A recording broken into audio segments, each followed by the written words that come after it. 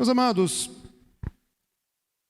estive meditando a respeito do que o Senhor gostaria de comunicar ao nosso coração nesta noite e fiz uma breve análise, Estamos chegando aí ao final deste ano de 2021, E que ano que tem sido esse, Que ano que tem sido esse momento em que estamos vivendo. Eu tenho certeza, de que várias pessoas foram afetadas, de uma ou de outra maneira, em razão da pandemia e também em razão das suas particularidades, daquilo que tem vivido.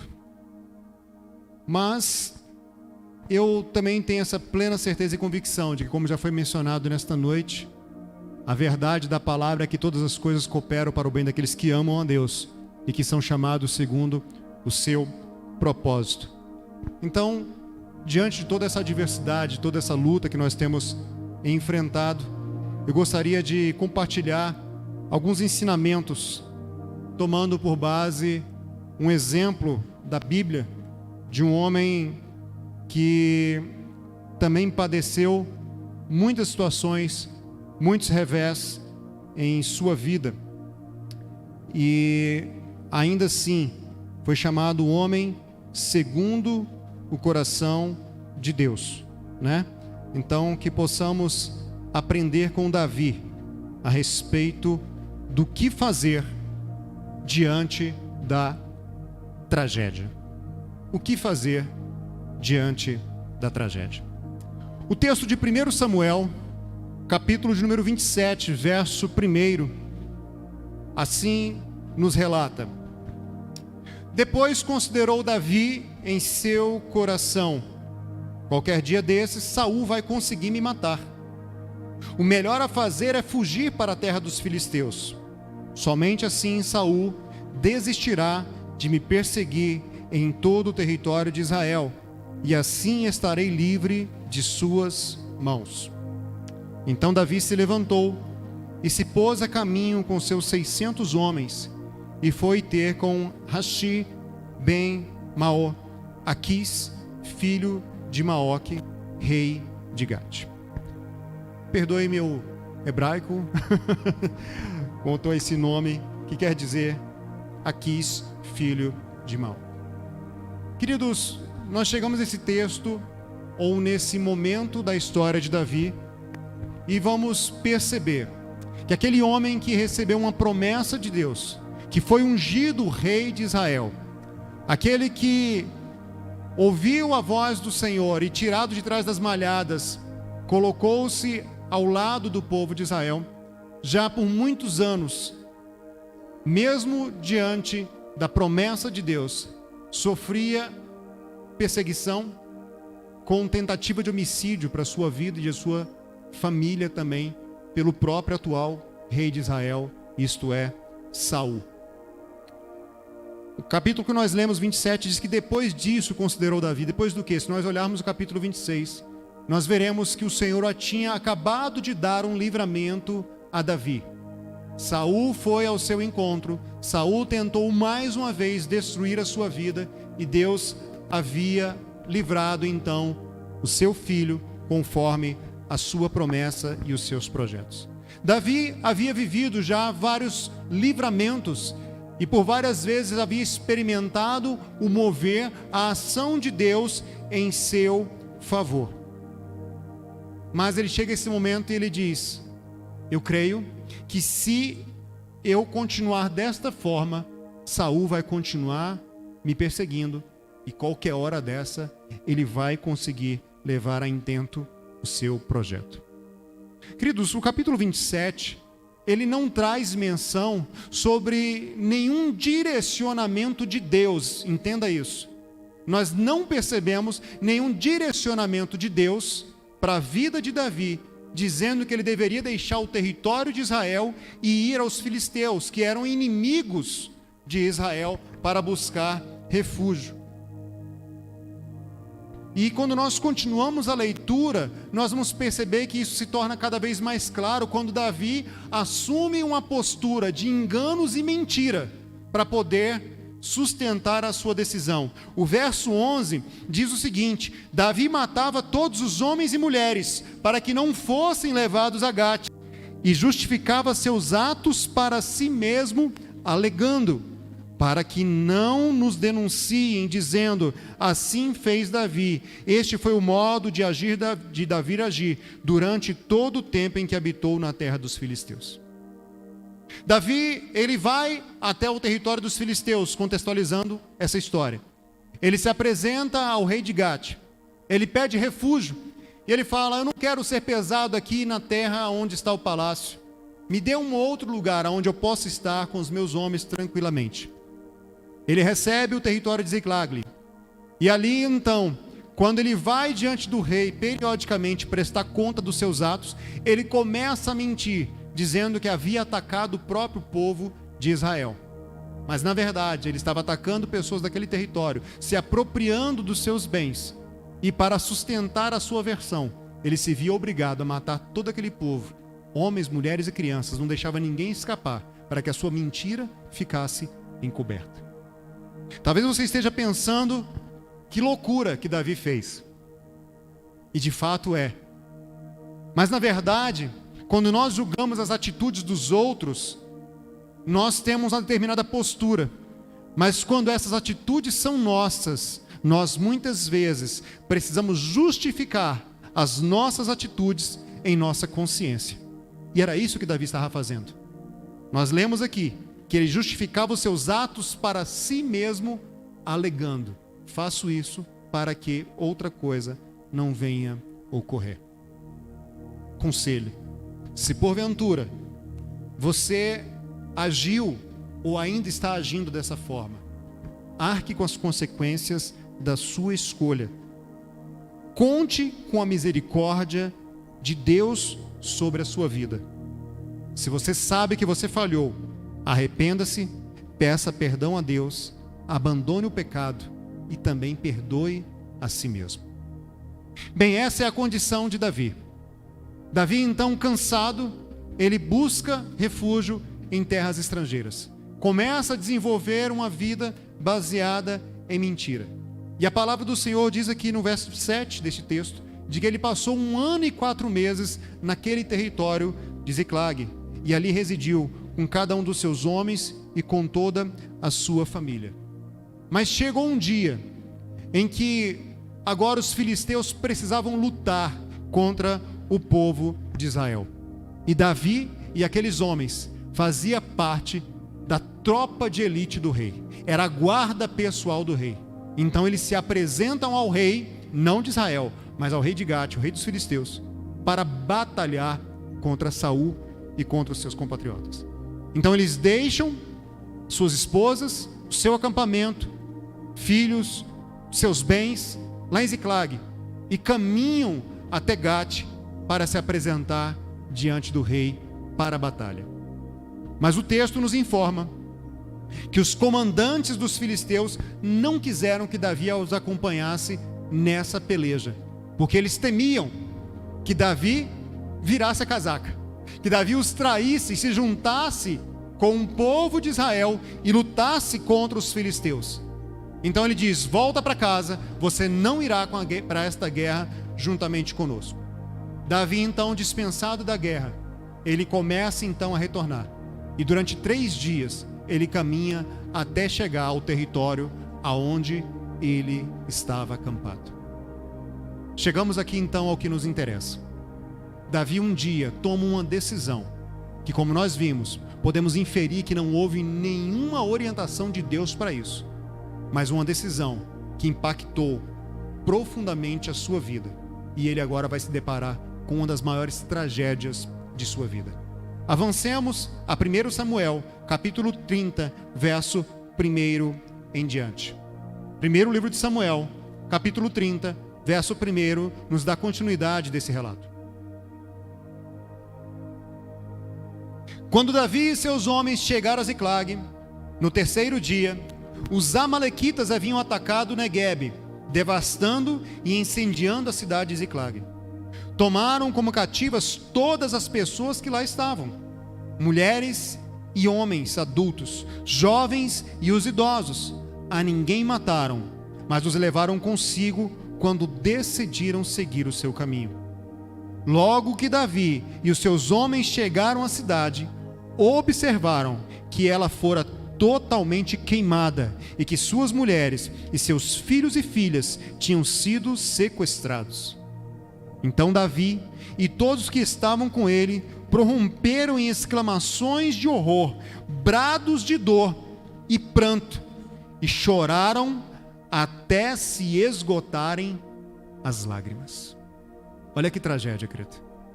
Eles percebem todo o cenário e eles choram, eles urram, até não haver mais lágrimas em seus olhos.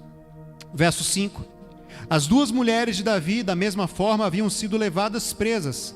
Ainoã, da cidade de Jezreel, e Abigail, de Carmelo, a que fora esposa de Nabal. Verso 6. Davi ficou profundamente triste e angustiado.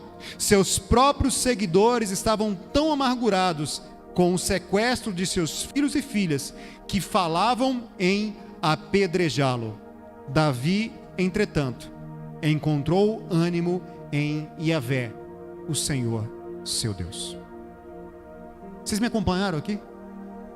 Eles voltam para onde estavam estabelecidos, e quando chegam ali, percebem que nada tinha ficado. Esposas, filhos, filhas, bens, tudo havia sido levado. A cidade incendiada, tudo destruído. Eles choram amargamente, até não haver mais lágrimas em seus olhos. E então aquele bando que seguia Davi falam em pegar em pedras e apedrejar ao próprio servo de Deus. Davi está diante de uma das maiores tragédias de sua vida. Mas ele aqui nos ensina 6 coisas que nós podemos também adotar no dia da nossa tragédia. Número 1, expresse sua tristeza e lamento, seja humano.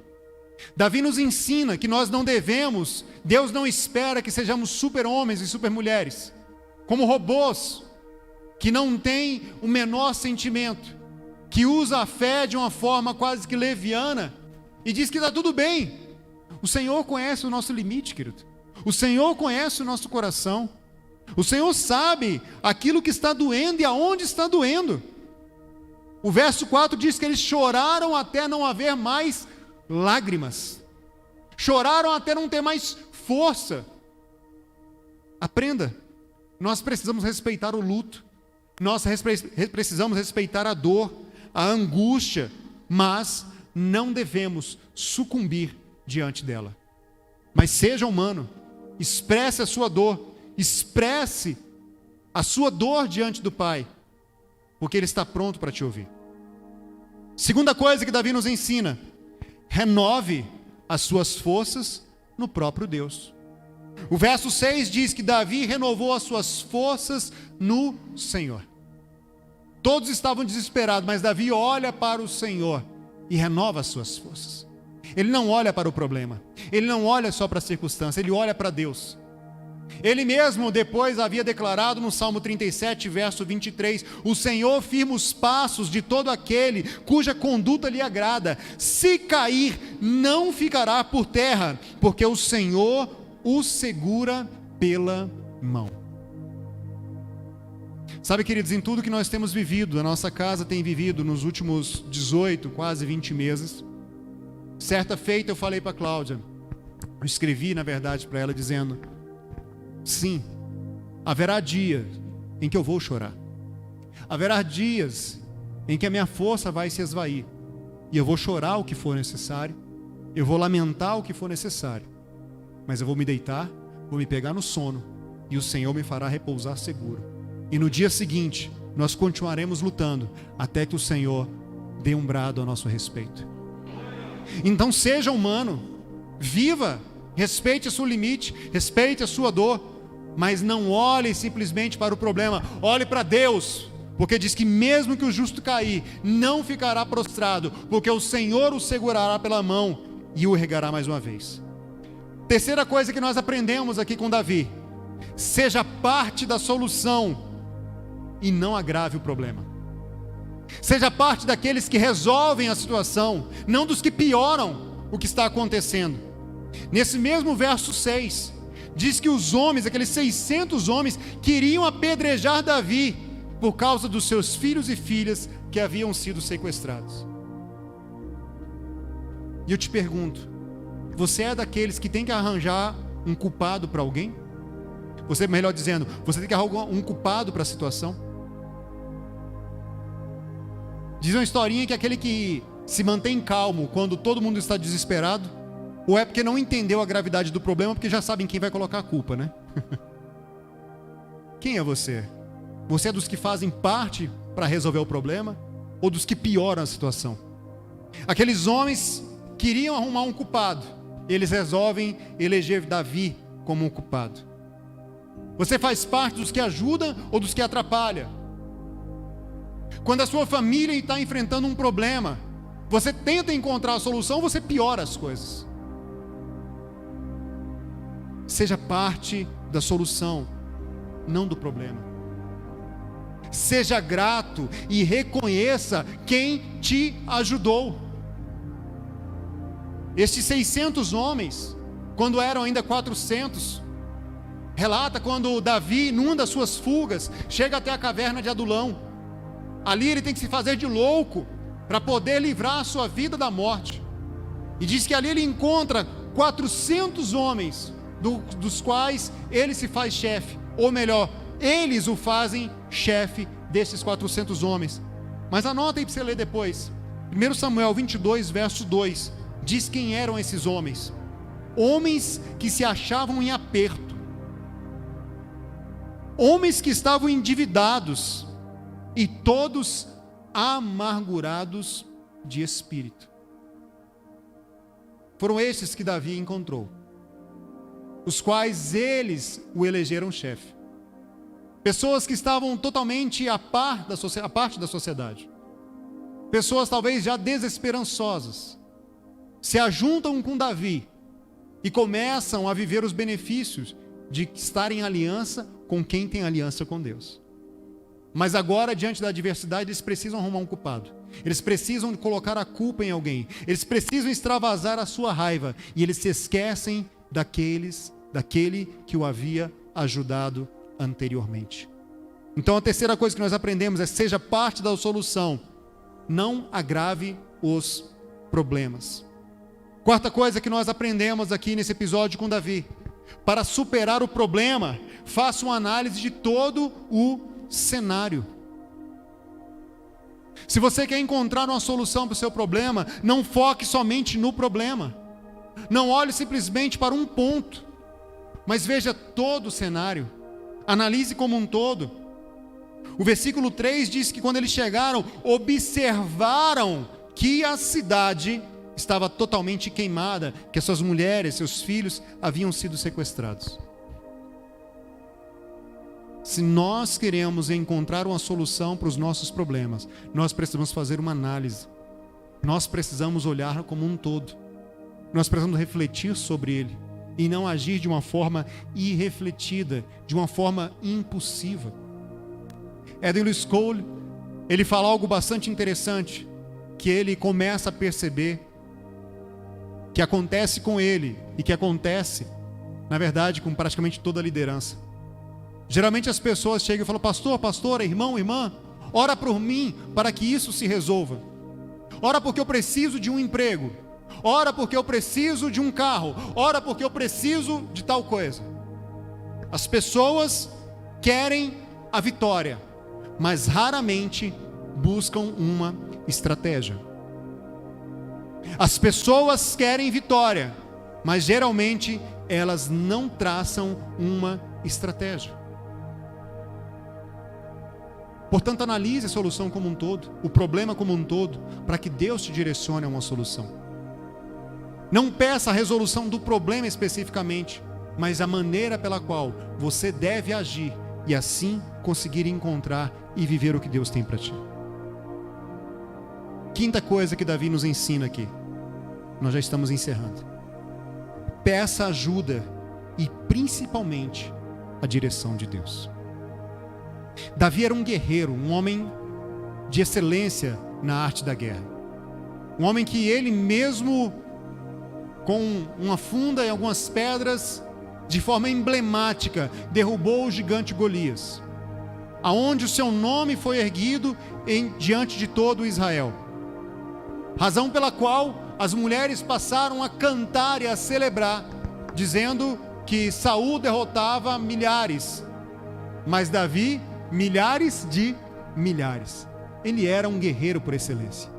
Ele podia simplesmente naquele momento dizer: nós vamos sair e nós vamos pelejar, nós vamos atrás, nós vamos guerrear. Mas não, ele pede ajuda e pede o direcionamento de Deus. Verso de número 7, na sequência da leitura, nos diz: então declarou Davi. Perceba que no verso 6 ele recobra as suas forças no Senhor, e a continuidade é: então declarou Davi ao sacerdote Abiatar, filho de Aimeleque: rogo-te, traze-me depressa o efode, quer dizer, colete sacerdotal. Abiatar o trouxe a Davi, e ele perguntou ao Senhor: perseguirei a esse bando de invasores? Alcançá-los-ei? E a resposta foi: sim, persegue-os, porque certamente os alcançarás e libertarás os prisioneiros. Davi não confiou na sua própria força. Davi não confiou na sua habilidade. Davi não confiou nas suas experiências anteriores, do qual ele havia sido bem sucedido em situações talvez semelhantes, do qual ele precisasse lutar. Mas ele chama Abiatar, que era o sacerdote que estava acompanhando, e ele diz: traz o colete sacerdotal. O colete sacerdotal era o meio pelo qual era possível entender qual era a vontade de Deus, por meio do lançamento das pedras que ele estava de Urim e Tumim. Ele então pede ajuda, pede orientação, não só a Deus, mas a quem poderia orientá-lo, que era o sacerdote. E eu te pergunto: existe uma pessoa habilitada por Deus para te ajudar a encontrar a resposta que você precisa? Você tem levado isso em consideração? Há algum tempo uma pessoa me confidenciou, dizendo: eu preciso de uma orientação de Deus sobre determinada questão espiritual, e eu estou orando para que Deus então me direcione. Eu de pronto falei: olha, se nós caminhamos juntos, se aprove ao Senhor colocar-me como sacerdote no Ministério Corpo de Cristo, e você de submeter-se à autoridade pastoral dentro do Ministério Corpo de Cristo, eu entendo que essa resposta passa por mim. Entenda, não estou dizendo que a única maneira, exclusivamente, de se obter essa resposta é por meio de minha vida. Mas eu entendo que se nós estamos aliançados, se nós temos caminhado junto, se eu tenho me esmerado em manter uma cobertura de oração, uma cobertura espiritual sobre a tua vida, eu entendo que minimamente eu preciso saber qual é esta causa, para que eu possa orar junto com você. Eu respondi a esta pessoa. Davi era rei, ou havia sido ungido rei de Israel, mas ele sabia que o sacerdote não era ele. Então a quinta coisa que ele nos ensina: peça ajuda. Peça ajuda a quem pode te ajudar. Submeta-se a quem foi habilitado, chamado, capacitado por Deus para poder te auxiliar na sua caminhada.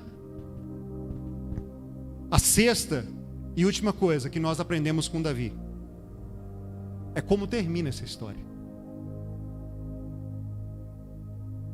E a história termina nos ensinando: buscou estratégia, recebeu a resposta de Deus, se levante, vá à luta e lute. Vá à luta e lute. Como eu mencionei há pouco, muitas vezes as pessoas querem a vitória, mas não querem lutar. Querem ter o benefício da vitória, mas não querem o desgaste da luta. Toda luta em Deus, ela vai resultar em vitória, porque o Senhor é quem vai à frente. E toda vitória em Deus vai resultar em benefícios a nós, e vai também resultar principalmente em honra ao nome do Senhor. O verso 17 de 1 Samuel capítulo 30 diz: Davi os atacou de surpresa e os massacrou desde a alvorada até a tarde do dia seguinte. Ninguém escapou, exceto 400 rapazes que fugiram montados em camelos. Assim Davi recuperou tudo quanto os amalequitas haviam tomado. Também libertou as suas 2 esposas, de modo que nada lhes faltou. Davi levou de volta todos os filhos e todas as filhas de seus soldados, e todos os objetos, fossem grandes ou fossem pequenos, roubados pelos amalequitas. Davi ainda lhes tomou todos os seus próprios rebanhos e manadas, e a tropa os conduzia diante do outro gado, e exclamavam: este é o despojo de Davi. Toda luta tem vitória, e toda vitória tem recompensa. Sabe, eu fiquei pensando, Davi estava acompanhado de 400 homens, porque 200 deles permaneceram em Ziclag. Não conseguiram sequer sair devido à sua exaustão. E a palavra diz que eles foram e batalharam, e ele derrotou a todos, exceto 400. Quando ele fala exceto 400, porque era um número ínfimo, era um número pequeno. Mas perceba que 400 eram os que estavam com Davi lutando. Quantas lutas e vitórias aqui Davi teve que exercer. Quão ferrenha deve ter sido essa batalha, a ponto de que ele com seus 400, escapou outros 400, mas ele derrotou todos os demais. Que tamanho que deveria ser essa luta? Qual o tamanho da tua luta, querido? Qual o tamanho do gigante que está diante de ti? Quão difícil tem sido a batalha para você, onde você muitas vezes olha e fala: eu não tenho mais força, eu não dou conta mais. Mas lembre-se, se Deus deu estratégia, se Deus disse para ir, vá, porque Ele é contigo. Conte com o apoio necessário que você tem. Confie em Deus, lute e receba o despojo, receba o benefício daquele que luta. Não fique pelo meio do caminho, não desista.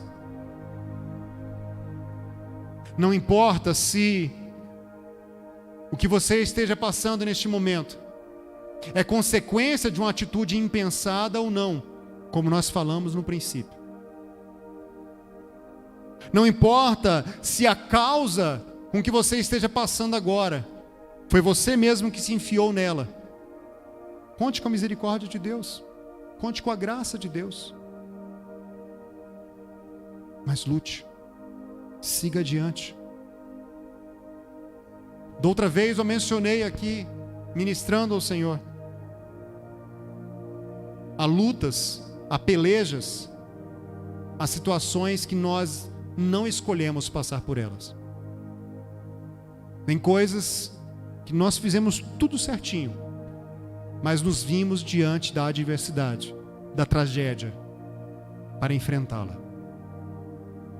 Você pode não ter feito essa escolha, mas você pode e deve fazer a escolha de como passar pela adversidade. Você pode não ter escolhido passar por ela, mas é sua escolha a maneira com que você vai passar por ela. Você pode fazer com que isso redunde em louvor e glória a Deus, edificação da fé de muitas pessoas, ou você pode se mostrar murmurador, fraco, indeciso e de um coração que duvida da ação de Deus. A escolha é sua, a escolha é minha. Resta-nos o auxílio divino de tudo aquilo que nós precisamos. Diante do dia da tragédia, lembre-se de Davi, lembre-se do que ele nos ensina. Tome a sua atitude, tome a sua decisão, posicione-se e conte com o auxílio divino para poder viver o milagre que Ele reservou para a sua vida.